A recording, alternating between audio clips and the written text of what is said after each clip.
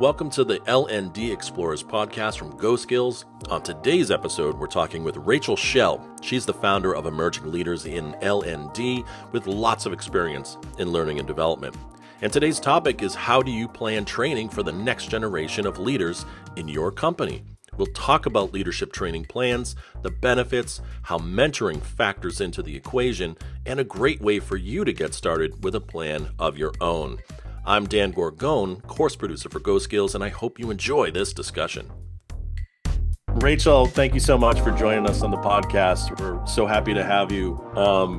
Rachel Schell is an experienced L&D professional, and this topic today that we're going to talk about is how you can plan training for the next generation of leaders.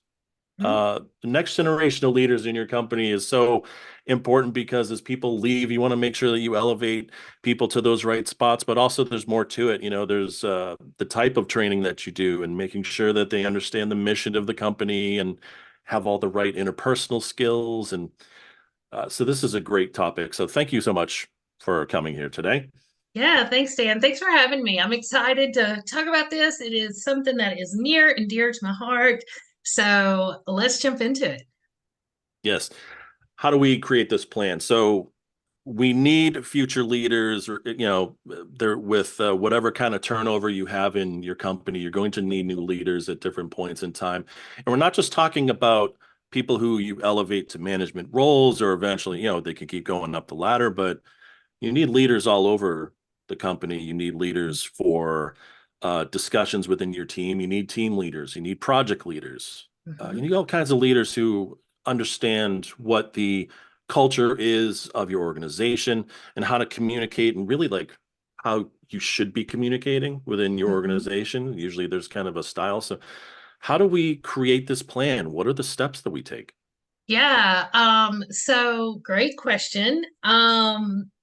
So really when you're starting to think about what does the next generation of leaders look like within our organization, the best place to start is where you are now. Look at your culture. So, what is the mission and what's the vision of your organization?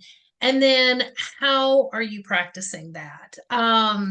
So I know that's easy. That's an easy answer. Like, oh, okay, we just start with our mission and vision. Yes. But you also want to look at the people within the organization that are great examples of your mission and vision. So, for example, Ford's vision is to be the best in the world. And what's really great about the training that they do is they highlight people who are on the plant floor building cars who embody being the best in the world. So I challenge you, who are the people within your organization that are an embodiment of your mission, your vision, and what it is that your company is trying to accomplish? Now, you're going to probably think of senior level leaders, and that's wonderful. But start going lower. Like, who else? Who are some of your employees that have been there for a year, 2 years? Who are those employees that might be first year managers? Who are employees that are in that middle management level? So you want to just start, looking in all directions. Who are those people that really are great examples of who you want your company to be? Those are going to start steering you in the direction of finding who your next generation leaders are going to be. And it may be them, or it may just be the qualities of those people. That's going to guide you as you start to think about what it is those people, look like, who they are. A leadership plan like this could have great impact, across the organization. And we're talking Mhm. about not just furthering the mission and the vision, but also improving things like efficiency and productivity, right? Mhm. Absolutely. So it really is kind of taking a holistic look at your company when you start thinking about this. When I come in and I work with a company to start this process, it's always amazing. We start with one department and then quickly we're finding out, like, oh, we need to go talk to the C-suite. We need to go talk to HR. We need to go talk to manufacturing. We need to go talk to marketing. And before long, it really becomes like it's not like typical training where it's like, oh, this is training just for this department. Emerging leadership training or next generation leadership training or programs like that really begin to embody the entire organization. Everybody gets involved, and that's powerful. That's powerful because you are beginning to see everybody have a voice in this is what our next leaders should look like.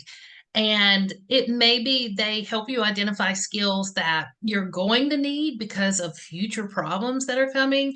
Or it may be that they point out really great skills that your current leaders have that you want to make sure that the next group of leaders are going to carry these skills in with them.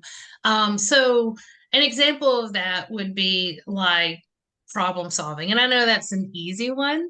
But a few years ago, a study came out about how fewer and fewer college graduates actually knew problem solving. So, when I was working with one organization, we were putting together their emerging leadership program within the organization. And so we were working through like what skills do we focus on, and this program was for like people who weren't in leadership positions but were interested in one day being promoted up to that. So we were being proactive and putting some courses in place for them.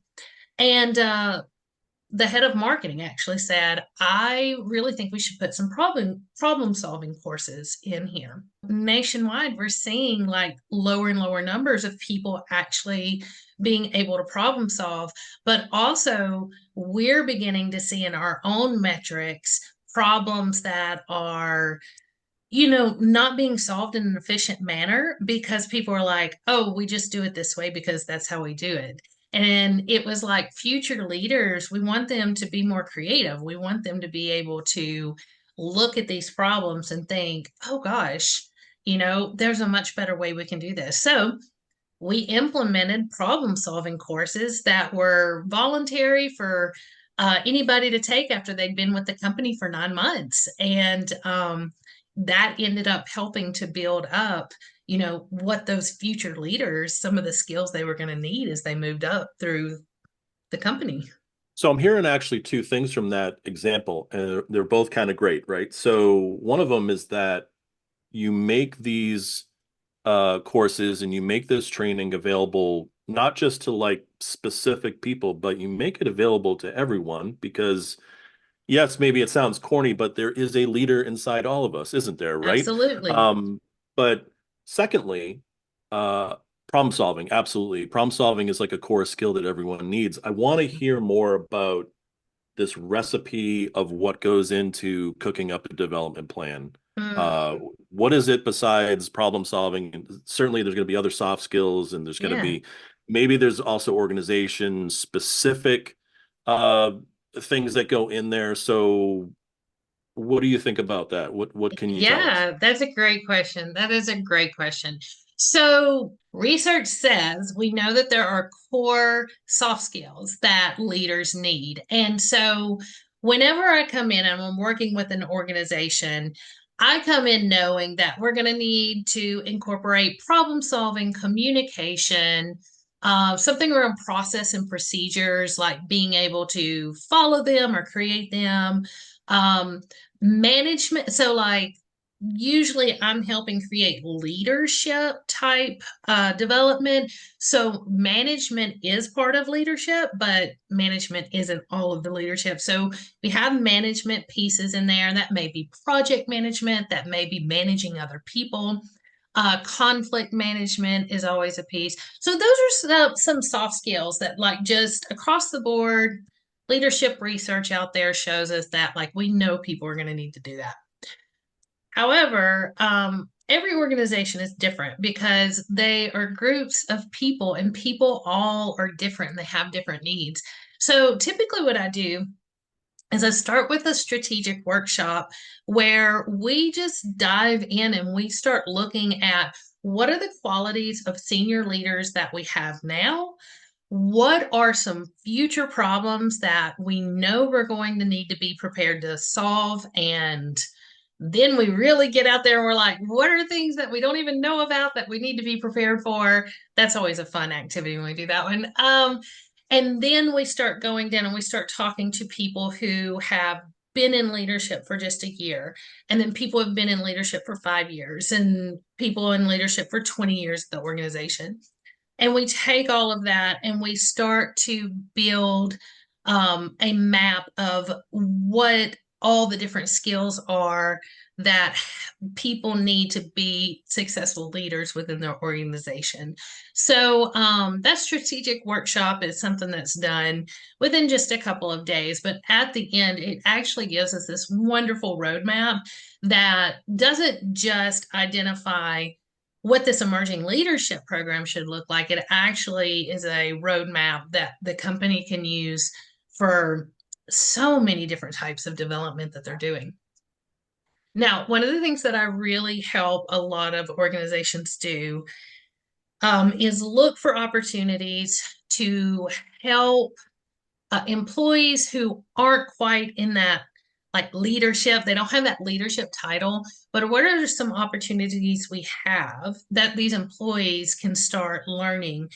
And when you put that out there, when you give employees opportunities, just knowing who is taking advantage of those, that usually is going to right there show you like, this is someone to watch out for. This is someone who's interested in moving up and learning how to lead here at our organization.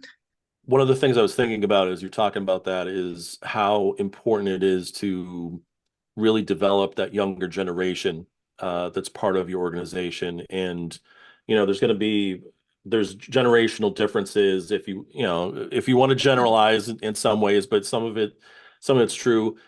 To be able to tap into the skills and the knowledge of different generations and to be able to give them the leadership skills.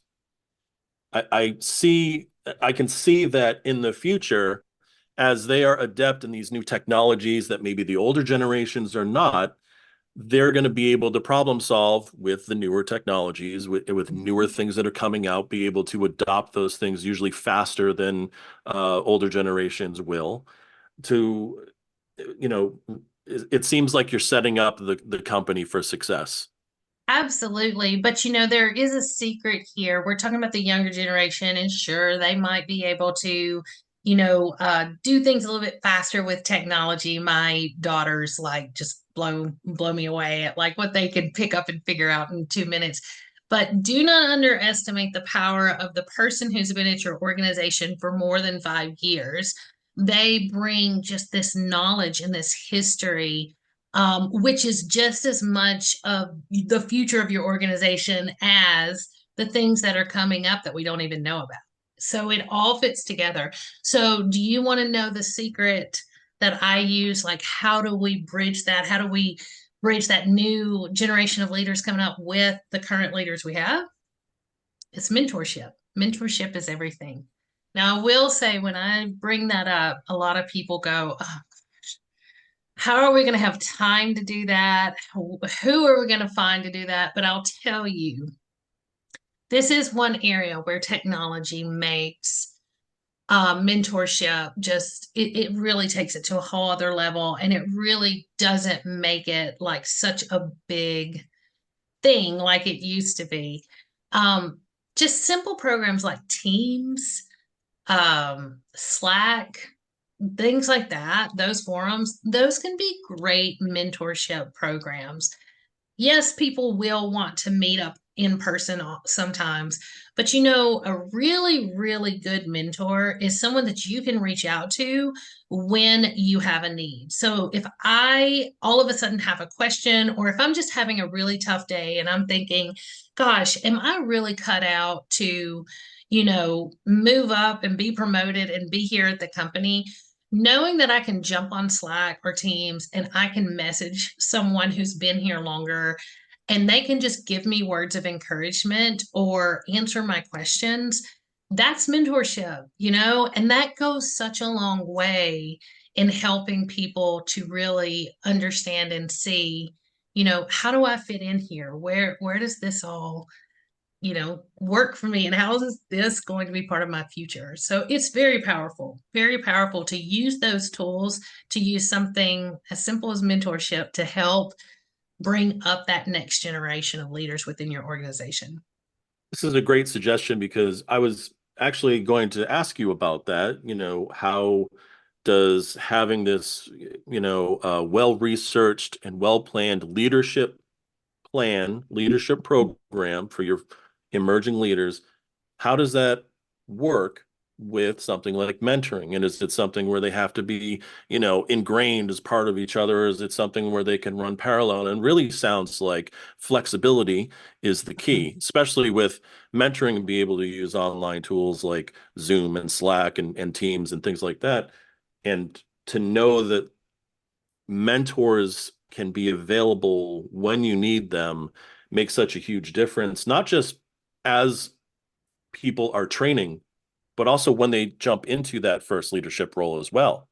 Yeah, so that is such a good point. So, going back to the way people learn when we're talking about training, the thing that science has never really been able to pinpoint is that it clicks. Whatever it is you're learning, it clicks at different times for different people.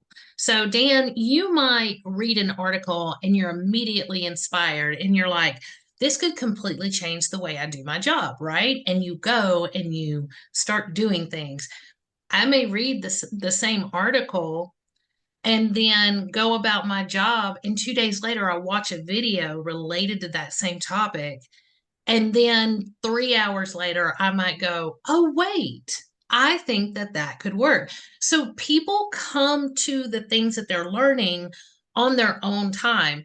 But the one thing that we do know that science backs up is that if you want someone to retain what it is we're teaching them, then you have to have them apply it to their own personal life. So their job or their habits, or it has to be applicable. That's what mentors do.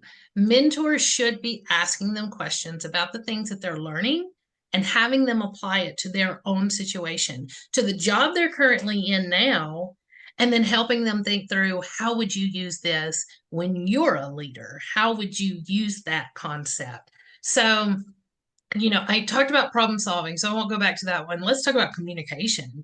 So, there's so many courses out there on communication, but I can take this really great course on how to give the best engaging presentations. But that doesn't really mean anything until I learn how to present within the organization, but present at the job that I'm in. So, what does it look like to present as a lead versus a project lead versus presenting as a C-suite executive?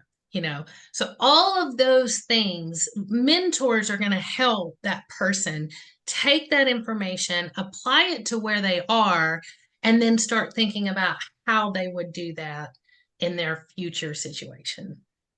So in listening to what you're saying and talking about the development of a leadership plan and the use of mentoring alongside of it, it feels like there's three core things that are right in the middle of this, and that's the development of skills that you need, everyday skills as well as leadership skills, as well as understanding the culture that you're in, being able to ingrain yourself in that, but also spread it to others, and then strategies that you can use to get work done and get the best work out of your team that you can when you're leading them. I feel like we're bringing them all together, and as an organization and L&D team in your organization, that's what you're trying to accomplish, right?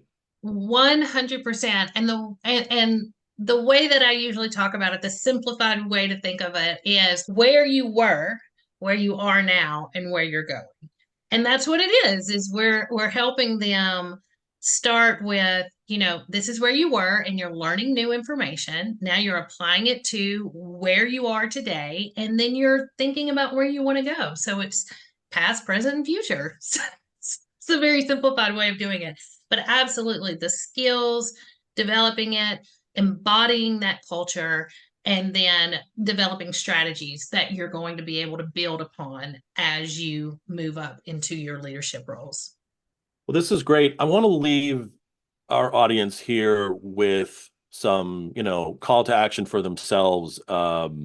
If you've been watching this podcast, you've been watching this discussion with Rachel, Schell, and myself, then I hope that you're taking some of these ideas and thinking, yes, absolutely, we want to train some leaders of our own. We want to develop.